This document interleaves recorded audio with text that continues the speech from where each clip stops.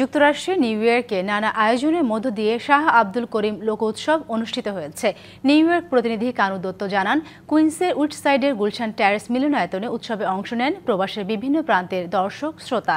এদিন ফিতা কেটে অনুষ্ঠানের সূচনা করেন আগত অতিথি ও বিশিষ্টজনেরা। এ সময় বক্তারা বলেন, উপমহাদেশে কিংবদন্তি সঙ্গীত শিল্পী, সুরকার, গীতিকার এই বাউল সাধকের গান মানুষের মাঝে সম্প্রীতির বাঁধনে বেঁধেছিল, যার অনেকগুলো বাংলার মানুষের মুখে মুখে জনপ্রিয় হয়ে আছে। আয়োজক সংগঠনের সভাপতি তপন মোদকের সভাপতিত্বে শুভেচ্ছা বক্তব্য দেন অ্যাটর্নি মঈন চৌধুরী, তোফায়েল চৌধুরী সহ অন্যান্যরা। উপস্থিত ছিলেন সৈয়দ মোহাম্মদ উল্লাহ, বীর মুক্তিযোদ্ধা রাশেদ আহমেদ, রামদাস ঘরামি, নুরুল আজিম, সুজন আহমেদ সহ আরও অনেকে। প্রবাসের অনেক বাউল শিল্পী সাংস্কৃতিক পর্বে অংশ নেন।